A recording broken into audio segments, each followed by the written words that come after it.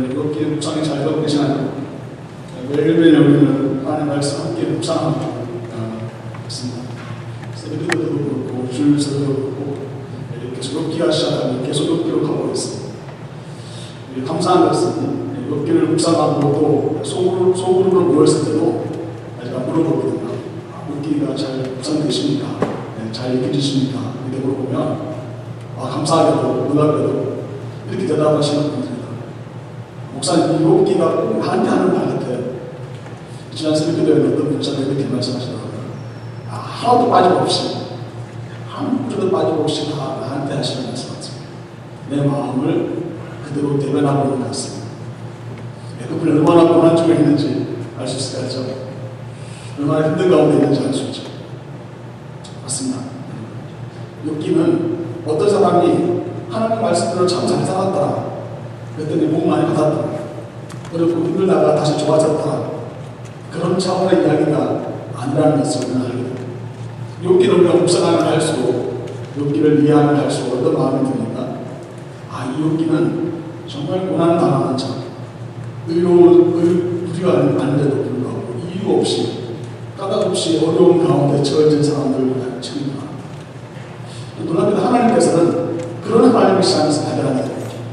하나님은 잘한 사람들한테 칭찬해주고 잘못한 사람한테는 뭘 주시는 옥한 성자와 같은 그런 분을 우리가 이해할 수 있는데, 하나님은 우리의 가장 미약한, 가장 어려운 부분, 우리가 가장 만나고 싶지 않은, 해결하고 싶지 않은, 우리가 해결될 수 없는 부분들까지도 하나님께서 우리의 삶을 다루시고 역사하시는 분이시다. 하나님 우리의 창조자이시고 하나님 우리의 구원자이시고 또 우리가 항상 함께 하시는 분이시라는 것을 우리는 욥기의 묵상을 통해서 알게 되거든요. 오늘 말씀 우리가 너무 잘 알고 있는 너무나 유명한 말씀입니다. 다른 앞구절 다 모르지만 10절 말씀 아마 차양도 많이 나오니까 여러분도 좀 많이 알고 있는 말씀입니다. 나의 가는 길을 오직 그가 하시나니 이날 버전으로 말이죠. 아니면 그가 나를 달려나시는 걸 보면 내가 적금같이 나오고 이거 얼마나 멋진 말씀입니다. 이거 얼마나 위대한 고백입니까? 이 말씀 공부를 참 일요일날 하는데 그럼 이렇게 질문하시더라고요. 말씀이 이 구절이 갑자기 어떻게 이렇게 나오게 됐는지, 지금까지 계속 암울하고 어두운 얘기 하다가 어떻게 갑자기 욥이 이렇게 힘을 얻어가지고 이렇게 말하고 있는지 질문을 드렸습니다. 사실 우리가 이 말씀, 이 손장 말씀을 또 자세히 살펴보면은 이 말씀이 결코 이 긍정적인, 갑자기 긍정적이 나온 것이 아니라는 것을 알 수가 있습니다. 바로 앞에 보면은 내용이 하나님을 찾을 수 없음, 하나님을 찾을 수 없는 답답함 가운데서 우리가 고백하고 있는 내용들이야. 23장 후반부도 두려움이 가득 차 있는 내용들이 나와 있고, 두렵다는 말이 3번이나 반복되고 있고, 24장에 의해서 보면은 이 내용들은 결코 긍정적이고 좋은 이야기를 다루고 있지 않습니다. 여전히 문제가 해결되지 않고 여전히 답답함 가운데 있는데 어떻게 10절 말씀이 이렇게 갑자기 탁 튀어나오는 것처럼 내가 달려나시는 분이는 내가 적금같이 나온다. 이 나올 수 있어요. 사실 다른 번역 성경을 보면 이 말은 다른 의미를 가지고 있습니다. 어떤 의미를 가지고 있냐면 그 앞에 있는 내용을 받아서 그대로 받아서 내가 만약 하나님이 나를 점검하시고 하나님이 내 자신의 죄를 묻게 되었으면 내가 하나님 앞에서 떳떳하게 설 수 있을 것입니다. 즉 내가 여전히 죄가 없습니다라고 고백하는 그 민망 안에서 이해할 수 있다는 것입니다. 3번역 같은 데 보면은 하나님 내가 여전히 하나님 앞에서 떳떳합니다 이렇게 번역을 해놨어요. 난 여전히 하나님 앞에서 죄가 없습니다 이렇게 번역을 했어요. 그걸 도대체 문맥상으로 보면 맞는 것 같다는 생각이 듭니다. 오늘 본문의 첫 번째 보면요, 여기 어떤 마음의 상태에서 이것을 썼는지 이렇게 대답을 했는지를 알 수가 있습니다. 이제 보면 오늘도 내게 반항하는 마음과 근심이 있나니, 하나님께 이렇게 감히 반항하는 마음이 생길 수 있습니다. 하나님께 근심하는 마음을 그대로 가져갈 수 있습니다. 우리 이 말씀을 읽으면서 야한 생각이 듭니다. 전에 본 영화가 있는데요, The Apostle라는 영화예요.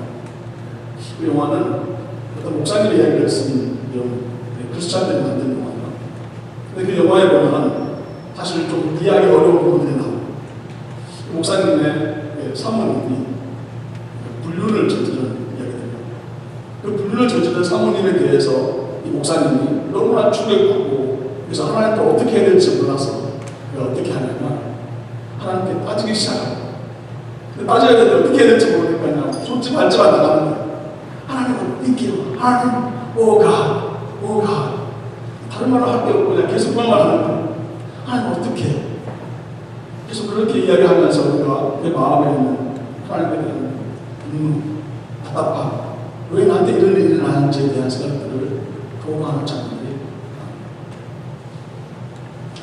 사랑하시는 성도 여러분, 우리는 기도할 때 때로는 격식을 차려야 되고 기승전결이 있어야 되고 때로는 이런 방법으로 이런 식으로 기도해야 된다고 생각할 때도 있지만, 때로는 우리의 대화가 마치 다른 사람과 대화할 때 말이 안 통하고 답답할 때는 우리가 막 분노하고 때로는 책상을 치기도 하고 멀떡이도 나기도 하고 그렇게 우리가 반응하는 것처럼, 하나님께서 이 욥기를 통해서 우리에게 알려주시고 있는 내용들은 욥이 그렇게 반응했던 것처럼 하나님께 우리가 감히 그렇게 반응할 수 있다는 것이, 하나님이 원하시는 것은 우리로 하여금 점잖하게 하나님과의 관계를 여전히 거리감을 두고 있기를 원하시는 것이 아니라 답답하고 힘들고 정말 눈물 지치고 정말 어떻게 해야 될지 모르는 상황이 되었을 때 하나님께 정직하게 반응하기를 원하시는 사실입니다.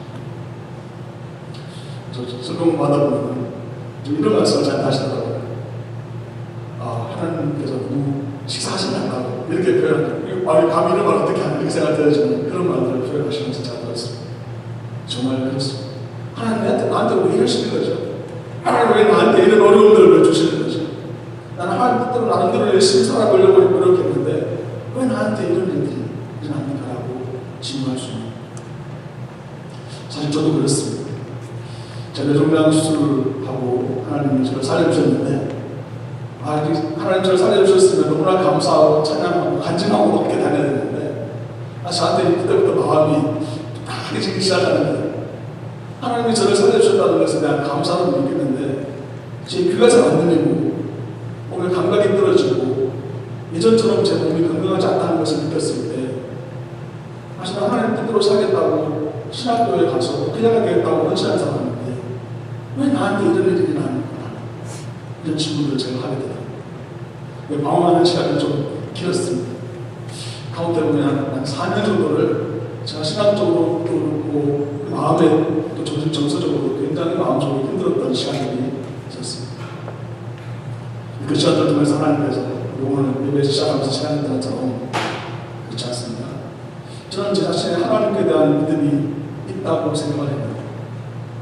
사실 저는 하나님께 대한 믿음이 없고 제 부모님으로부터 받았던 믿음을 있었는데, 하나님이 저한테 대한 신앙을 저와 하나님 사이의 관계 가운데 진정한 믿음을 보기를 원하신다는 것을 발견하게 되었습니다. 시간이 많이 걸렸죠. 욥기를 묵상하면서 욥의 마음이 첫 번째로는 반항하는 마음이었다, 이렇게 말합니다. 또한 그의 마음속에 근심이 가득하고 그 마음속에 근심과 함께 그의 마음속에 두려움이 있었다. 성경은 앞과 뒤에서 설명해 주고 있습니다. 하나님 사랑하시는 성도 여러분, 우리가 하나님께 나왔을 때 우리는 이렇게 생각합니다. 이 문제가 해결되면 하나님께 나갈 거야. 내가 좀 더 편안해지고 좀 더 준비가 되고 좀 더 내 마음에 하나님께 예배할 수 있는 마음이 들면 하나님께 나아가야지 하고 생각할 수 있을지 모르겠습니다. 하나님께서 우리에게 욥기를 또 알려주시는 것은 내가 가장 바닥을 치고 있었습니다. 내가 더 이상 도저히 어떻게 할 수가 없어서 하나님께 대해서 원망밖에 할 게 없고 사람들도 만나고 싶지 않고 답답하고 사면초 같은 그런 시간이 되었을 때, 그때 하나님께서 오히려 나의 가장 낮은 마음들을 기뻐하셔서 나로 하여금 하나님의 음성을 듣게 하시고 하나님 우리를 만나주신다는 사실, 하나님 욥기를 묵상을 통해서 우리가 깨닫게 되는 놀라운 증거입니다. 하나님께서는 결코 우리가 잘나고 멋지고 아주 훌륭한 상태에 있을 때 하나님을 만나주시는 것이 아니라 정말 나는 더 이상 갈 곳이 없고 더 이상 피할 곳이 없고 더 이상 위로받을 수 없다고 생각되는 정말 막다른 분노였어요. 앞뒤 전후가 다 막혀있지만 하늘을 향해서 우리의 마음이 열리기 때문에 그때야말로 비로소 하나님의 임재로 온전히 경험할 수 있게 되는 것입니다. 욥은 그렇게 시간을 보냈어요. 저 답답하고 하나님께 나 원망하는 마음, 하나님께 반항하는 마음, 근심하는 마음, 두려운 마음으로 시작했는데 그 마음이 어디로 향하고 있는지 성경은 이야기하고 있습니다. 4절 말씀입니다. 어찌하면 3절 보겠습니다. 내가 어찌하면 하나님을 발견하고 그의 처소에 나아가 어찌하면 그 앞에서 내가 호소하며 물어난 말을 왜 외쳐두고 그 대답하시는 말씀을 내가 알며 내게 이르시는 것을 내가 깨달으랴. 놀랍지 않습니까? 이 욥은 자신의 마음속에 있는 그 생각들을 하나님의 처소에 하나님께 대화하는데 그의 마음을 모으고 있는 것을 보게 됩니다. 사실 우리의 마음속에 그렇잖아요. 하나님께 대한 그런 반항하는 마음, 근심이 있으면 하나님을 떠나버리는 것이, 하나님과의 관계를 단절하는 것이 우리의 마음이죠. 그러나 하나님께서 우리에게 알려주시는 방법은 하나님의 처소, 하나님의 임재 가운데 나아가는 것이라는 것을, 욥이 그것을 통해서 하나님을 온전히 경험하고 그의 마음이, 하나님께서 그의 마음을 주장하셔서 그가 정금같이 나오는 놀라운 역사가 일어난다는 것을 이 하나님 말씀 우리에게 증거하고 있습니다. 제가 말씀드렸던 것처럼 이 욥의 이 말, 내가 정금같이 나오리라, 나의 가는 길을 오직 그가 아시나니, 굉장히 멋진 말처럼 여겨집니다. 아까 제가 말씀드렸던 것처럼 이 말은 앞뒤 저로 문맥을 살펴본다면 사실 여전히 자신의 마음속에 자신의 의를 내세우는 부분이 있다는 거죠. 여전히 하나님께 자신의 의를 내세우면도 불구하고 욥은 자신의 정당함, 자신의 의로움을 대해서 강력하게 지금 변호하고 있는 가운데 그가 발견하게 되는 또 놀라운 진리가 있는 것을 보게 됩니다. 그것은 그의 지금까지 걸어왔던 길이, 지금까지 살아왔던 모든 길들이 하나님이 자신을 알고 계신다는 것이죠.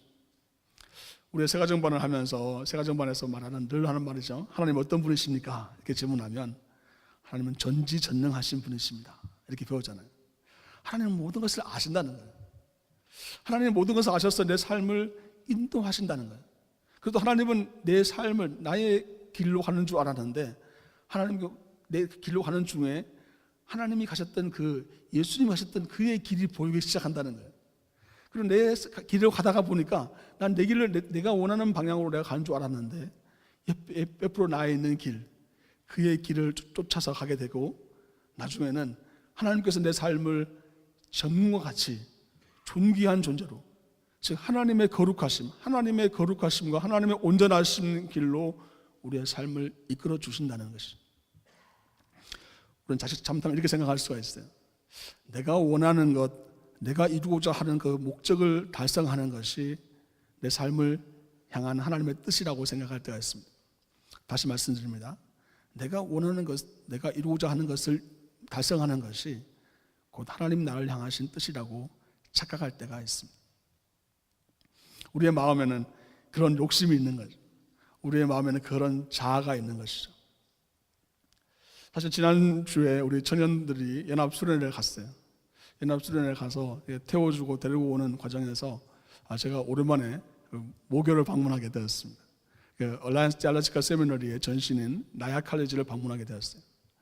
갔더니 우리 여러분 예배드린 청년들이 예배드린 데가 심슨 홀이라는 홀이거든요. 뭐 만화 영화에 나오는 심슨이 아니라 A.B. 심슨이라고 굉장히 유명한 분이시죠. 한번 사진 한번 보여주시겠습니까? 바로 이분이에요. A.B. 심슨이라는 분이에요. 여러분한테 별로 안 중요할 수 있지만 저한테는 굉장히 의미 있는 분입니다. 여러분 중에 알 수 있는 분도 있을 거예요. 찬양 중에 주와 같이 길 가는 것, 주와 같이 길 가는 것, 그리고 내 주 하나님 넓고 큰 은혜는, 다 이분이 작사 작곡하시는 거예요. 이분이 그 나야 칼리지, 또 얼라이언스 디알로지컬 세미너리를 시작했죠. 원래는 그 신학교를 시작하려고 했던 것이 아니라 선교사들을 세우기 위해서 하셨던 그런 분이에요. 사실 이분이 가지고 있는 신학적인 배경으로 인해서 한국에 있는 선교교회가 시작되게 되었습니다. 선교교, 저도 선교교 출신이었기 때문에 사실 이 학교를 가게 된 배경을 제가 간단히 설명을 드리면, 제가 한국에서 미국에 네팔에 선교사를 갔다가 미국에 선교사 훈련을 받으러 왔었는데, 그때 다음에 제 길은 이스라엘에 가서 키부츠에 가는 거였어요. 공동체에 관심이 많이 있었기 때문에 그 키부츠에 가려고 지원서를 다 쓰고 준비했었습니다. 그러던 차에 정말 뜻하지 않게, 여러분 웃을지도 모르겠지만 미장원에 가서 머리를 잘랐어요. 머리를 자르고 앉아있는데 그래서 머리를 자르는 분이 저한테 이런 말씀 하시는 거예요. 굉장히 얼굴이 밝고 기쁨에 차 있는 거예요. 그래서 제가 물어봤죠. 무슨 좋은 일 있으시냐고. 그랬더니 자기가 지금 너무나 막 익사이팅해졌다는 거예요. 너무나 익사이팅해졌다는 거예요. 뭐냐면은 자기가 사실 공부를 시작했다는 거예요. 그래서 무슨 공부를 하시냐 했더니 신학 공부를 한다는 거예요. 나이가 꽤 있으신 분이셨는데 제가 오랫동안 미뤄왔던 공부를 이제 시작한다고 이렇게 말하면서 자기가 지금 이제 나야 칼리지에 가게 됐다고 이렇게 얘기하는 거예요. 그럼 자기 학교에 가는 학교에 대한 자랑을 막 얘기하시는 거죠.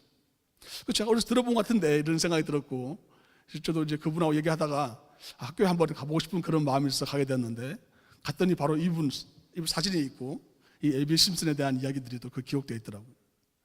제가 예전에 들었었던 기억이 나기 시작하는 거예요. 물론 이분은 원래 장로교회 목사님이셨고 또 한국에서는 장로교회하고 성교교가 다르게 이렇게 보이지만, 중요한 것은 그때부터 저도 마음속에 다시 학교를 가야겠다는 그런 마음이 들기 시작했고, 제 신학적인 방향이 선교적인 차원에서 굉장히 중요한 의미를 가지고 있는 이 학교에 공부하고 싶은 그런 마음이 들기 시작했습니다. 그래서 이스라엘 가는 것을 접고 여기서 공부하는 그런 마음이 시작돼서 약 한 4년 반 정도 대학원 2개를 마치고 거기서 졸업을 했었습니다. 제가 지난 시간들 살펴보니까 제 생각에는 내가 계획과 내 판단과 내 의지에 따라서 모든 것이 흘러온 줄 알았는데, 우리 나이 드신 분들한테 물어보면 그렇잖아요. 정말 하나님의 인도하심과 하나님의 도우심과 내 뜻과 내 의지가 아니라 다른 사람들에 의해서 내 모든 것들이 결정되어지는 삶을 살았구나, 이런 것을 고백하게 되는 것을 알게 됩니다. 다음 사절 좀 넘겨주시겠어요? 우리 청년들이 예배드렸던 바로 그 자리죠. 여러분 중에 아마 이 예배 처소 왔을 때 별로 눈여겨보지 못했을지도 모르겠어요. 오고 가고 나가는 가운데 스테인드 글래스로 이렇게 아주 예쁘게 되어 있는 그런 장면이 있는데요. 다음 사진을 보여주시면, 그 스테인드 글래스는 아니지만 바로 이 에비 심슨이라는 분이 쓴 책입니다. 포폴드 가스펠이라고 하는 책인데요. 이 책에 보면 이 4가지의 중요하게 생각하는, 이분이 중요하게 생각하는 4가지의 신학적인 표제가 있습니다. 전도 표제라고 불리는 4가지가 있습니다. 저는 이 말씀을 여러분들 드리는 이유가, 제가 한국에 있었을 때 선교교회에서 신학을 공부하는데, 그때 공부하는 중에 가장 중요하게 생각하는 것이 그대로 신학적으로 흘러가서 이것이 중생, 성결, 신유, 재림이라고 하는 그분이 가장 중요하게 생각하는 신학적인 메시지를 담고 있는 책의 내용이 되었습니다. 제가 여러분들 이 말씀을 또 드리는 이유는 뭐냐면, 제가 과거에 우리 한국에서 신학을 할 때 한국의 사람들이 생각하고 있는 사고 방식 속에서 그의 삶의 걸음이 어디로 가고 있는지를 보게 되는데, 그것은 불교적인 사고 방식이죠. 사실은 생로병사, 사람이 태어나고 늙고 병들고 죽는다. 사람들이 엄청난 생각들을 하고 방향을 잡고 그 자신의 삶을 마이웨이를 걸어가지만, 사실은 그 속에서는 불교에서 말하는 철학은 4가지밖에 없는 거예요. 태어나고 늙고 병들고 죽는 것밖에 우리 인생을 설명해 줄 것이 아무것도 없다는 거예요. 내 길을 생각을 해보면은 앞으로 내 삶이 10년, 20년, 30년 어떻게 될지 모르지만 결국 그 4가지 카테고리 안에 벗어날 수 없다는 것을 우리의 인생에 대하여 설명하고 있는데, 놀랍게도 이 에비 심슨이라는 분은 한국 사람도 아니고 불교도 잘 알지 못하는 분이지만, 한국 정서도 알지 못하지만 그에게는 바로 이 4가지 생로병사에 대해서 아주 구체적인 대답을, 직접적인 대답을 하고 있는 것을 보게 됩니다. 즉 마이웨이에서, 나의 가는 길에서 하나님께서 우리의 삶 가운데 인도하시는 길이 무엇인지를 알려주고 있는데, 태어난다면 다시 태어나야 된다는 거죠. 본어겐해서 중생해야 된다는 사실, 그리고 늙는다면 거룩한 삶으로 나아가야 된다는 것이죠. 그냥 몸이 나이가 들어서가는 정도가 아니라 성숙한 사람이 되어야 되고, 성숙함이라고 하는 것은 그냥 좀 고상한 정도가 아니라 하나님의 성품을 닮은 거룩한 사람으로 변화되어야 된다는 사실. 생로병, 병든 사람들에 대해서 어차피 병들고 어차피 고통 중에 있다고 생각하는데, 성경에서는 하나님의 말씀 우리에게 예수님 오셔서 가장 많이 하셨던 일들 중에 하나는 바로 치유하시는 역사였다는 것이죠. 하나님이 우리에게 원하시는 삶은 내가 죽어서 영원한 하나님 나라에 살아가는 것도 중요하지만, 가장 중요하지만, 이 땅에서 우리가 건강하게 영과 육과 혼 모든 것들이 건강한 삶을 살아가는 것, 그것이 하나님의 뜻이라는 것을 분명히 밝힘으로 말미암아 병에 대한 대답을 신유로 대답하고 있는 것을 보게 됩니다. 이 그림에서 보면은 십자가가 있고 이 물을 담고 있는 그릇이 있죠. 그리고 잔이 있고 왕관이 있습니다. 마지막 죽음에 대해서 얘기한다면 그것은 우리에게 재림하시는 주님에 대한 다시 오시는 하나님의 나라에 대한 분명한 신앙을 가지고 있어야 된다는 것을, 분명한 믿음이 있어야 된다는 것을 말씀하고 있는 거죠.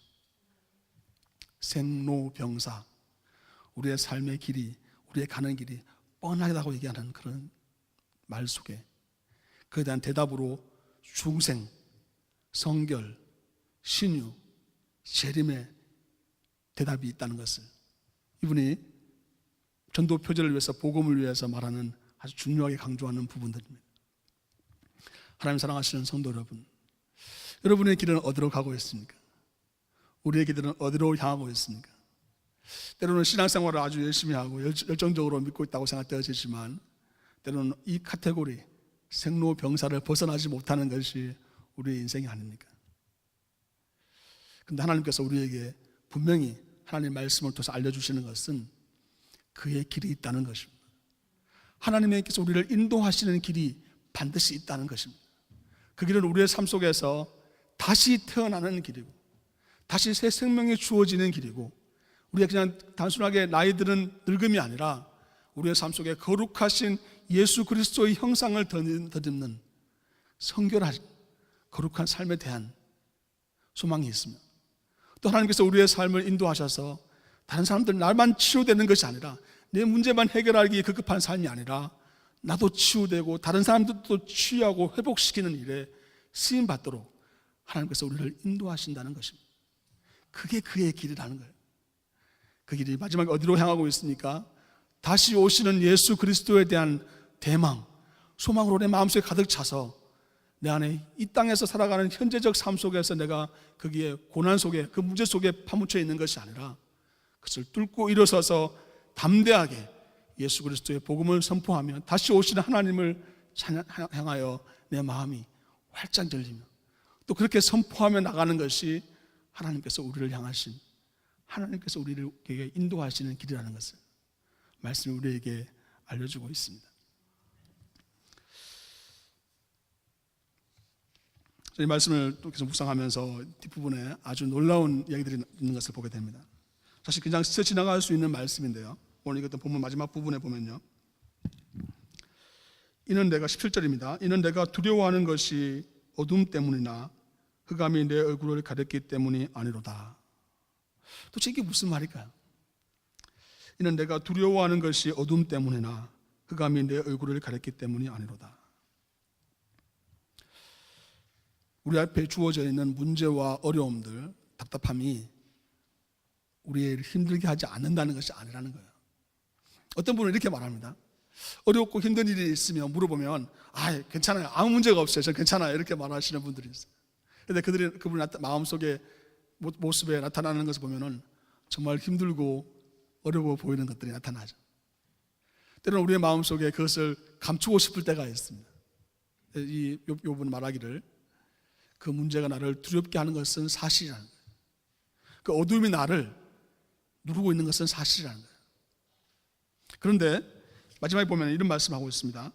내가 이 흑암이 내 얼굴을 가렸기 때문이 아니라고 얘기합니다.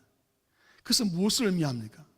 즉 내가 지금 두려워하는 것은 이 문제와 상황이 나를 엄몰하고 그래서 내가 어떻게 할 줄 모르는 답답함 때문에, 아니 앞으로 나가도 뒤로 나가도 문제가 해결되지 않기 때문에 아니라, 내가 두려워하는 것은 즉 하나님의 임재가 없음에, 하나님의 부재, 하나님이 지금 나에게 응답하지 않는 것 자체가 두려움으로 내가 남아있다는 것을 말하고 있습니다. 바로 그 앞절에 보면요, 15절에 보면 그러므로 내가 그 앞에서 떨며 지각을 얻어 그를 두려워하리라. 하나님의 나의 마음을 약하게 하시며 전능자가 나를 두렵게 하셨나니, 이렇게 말합니다.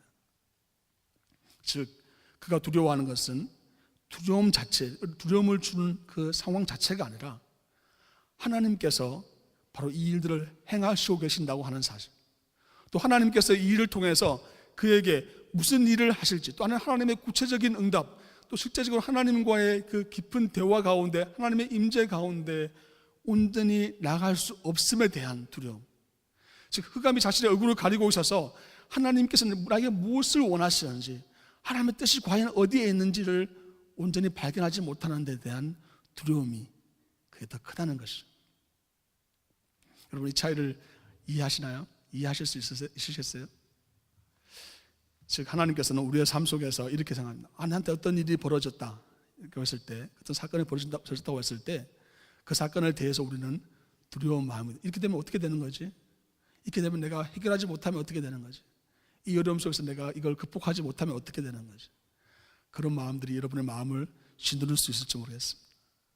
그런데 하나님께서 욥기를 통하여서 가장 깊은 단계에서 고난을 경험하는 욥을 통해서 우리에게 깨우쳐 주시고 우리에게 놀라운 하나님의 지혜로 이끄시는 영적인 비결은 바로 우리로 하여금 우리가 두려워해야 될 것이 무엇인지, 우리가 진정 우리 마음속에 두려워해야 될 것이 무엇인지에 대하여 깨우쳐 주시고 계십니다.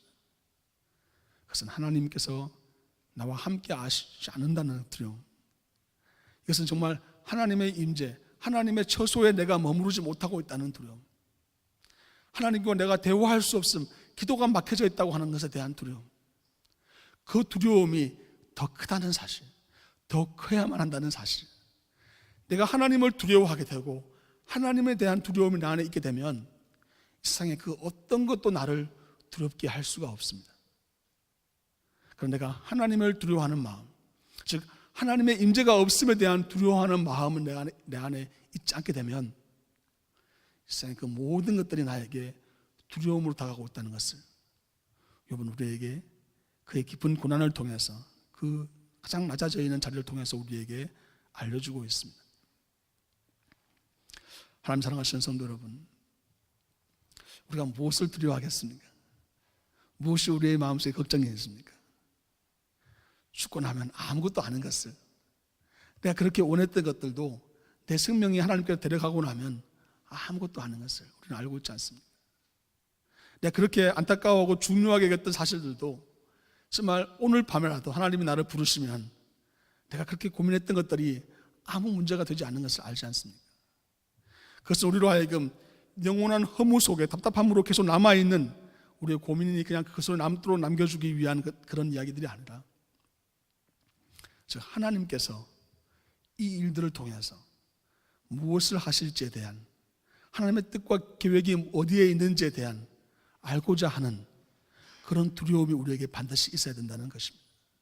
그것은 우리로 하여금 하나님 앞에서 겸비하게 하고 겸손하게 하고 하나님께 엎드리게 하고 기도하게 되고 하나님의 말씀을 더 깊이 파게 되고 하나님의 말씀에 답이 있음을 믿고 더 깊이 하나님께 나아가게 하는 그런 삶으로 우리를 이끌어 주실 것입니다.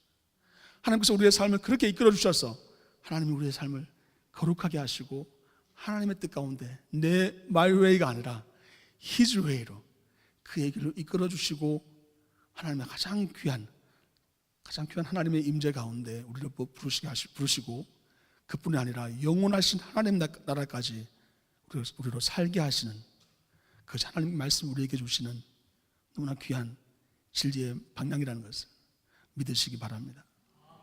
하나님 사랑하시는 성도 여러분, 이 말씀의 욥기는 앞으로 42장까지 많이 남아있어요. 다음 주, 다다음 주까지 욥기로 말씀을 나누게 될 것입니다. 여러분 한번 도전해 보시기 바랍니다. 욥기 말씀을 한번 읽고 잘 이해 안 되면 다시 한번 읽으시기 바랍니다. 많은 패시지가 아니라 돼요. 많은 구절이 아니라 좋습니다.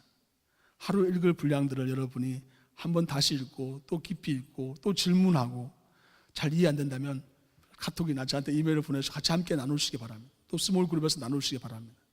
그때 이 말씀은 바로 우리의 고난, 우리의 삶의 고난의 자리, 어려운 삶의 자리 가운데 정말 빛과 같이 또 우리의 삶을 이끄셔서 하나님께서 우리의 삶을 어디로 인도하시는지를 볼 수 있는 놀라운 진리를 우리에게 보여줄 것입니다.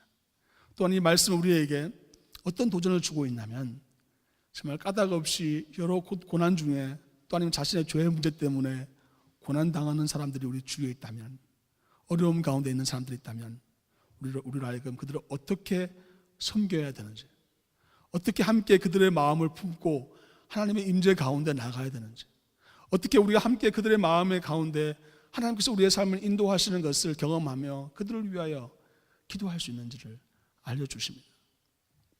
우리 주일 매주마다 주보 뒤에 보시면 우리 중보기도 제목들이 있습니다. 지금 이라크에서는 기독교인이라는 이유 때문에 하루아침에 500명 이상 되는 사람들이 목숨을 잃었다고 합니다. 자신의 신앙을 지키기 위해서, 믿음 가운데 살기 위해서 살아가는 수많은 사람들에게 지금도 수많은 곳에서 신음하며 죽음 가운데 목숨과 자신의 목숨의 경각이 이르는 사람들이 얼마나 많은지 모릅니다. 또 우리는 함께 선교지에서 또 우리의 삶의 자리에서 영원히 죽어가는 사람들을 수도 없이 많이 만나고 있습니다. 우리 그들을 향해서 우리가 어떤 마음을 가져야 될까요? 어떤 자세로 기도해야 될지를 욥의 이야기를 통해서 알려주고 있습니다. 그래서 우리가 하나님께서 우리 도전하시는 놀라운 것입니다. 우리가 감히 아무 어떤 행동이나 어떤 삶으로 그것을 도와줄 수 없을지 모르지만 바로 기도함으로 말미암아 내 방법과 내 뜻에 의해서 내가 하는 사역이 아니라 하나님의 방법과 하나님의 뜻에 따라서 하나님이 행하시는 일에 내가 동참하는 그런 귀한 일들을 하나님께서 우리에게 열어주셨습니다. 우리 기도하고 하나님 앞에 나아갈 때 하나님, 내가 어떤 사람들을 위해서 기도해야 될까요? 내가 무엇을 위하여 기도해야 될까요? 할 때 여러분에게 하나님께서 놀라운 기도 제목들을 주실 것입니다. 그것은 북한을 위한 기도가 될 수 있고, 가까이에 있는 우리의 친구들을 위한 기도가 될 수 있고, 하나님께서 우리의 마음을 열어주시게 되었을 때 여러분 가정에 있는 사람들을 위한 기도가 될 수도 있고, 그들을 위한 중보 기도를 통하여서 또 우리의 삶의 실천을 통하여서 하나님께서 고통 중에 있는 사람들을 위로하시고 정말 예수 그리스도께서 하셨던 놀라운 그 중보의 사역 가운데 우리의 삶을 이끄셔서 그렇게 하나님이 일하시는 것을 보며 영광과 감사를 올려드릴 수 있는 우리의 삶이 되게 될 것입니다. 기도하겠습니다. 이 시간 기도하실 때 이렇게 기도하기 원합니다. 하나님, 내가 지금 고난 가운데 구해야 될 것이 무엇입니까? 하나님의 부재에 대한 두려움을 나에게 허락하여 주옵소서. 하나님의 임재를 사모하며 하나님의 처소에 내가 거하지 못하는 그 두려움을 나에게 주옵소서. 그래서 내가 그 어떤 것도 두려워하지 않게 하여 주옵소서. 오직 하나님의 임재를 내가 사모하며 하나님의 임재가 없음을 두려워하는 내 삶이 되게 하여 주옵소서라고 간절히 기도하시고, 또한 하나님께서 내게 고난 중에 있는 이들을 위해서 무엇을 하라고 하시는지, 그들을 어떻게 섬기라고 하는지 그 음성을 듣고 행하기로 결단하는 기도를 드리도록 하겠습니다. 주님, 우리의 삶의 주인 되심을 믿습니다. 하나님께서 우리의 삶을 이끄시고 주님의 길로, 의의 길로, 거룩한 길로 부르신 줄 믿습니다.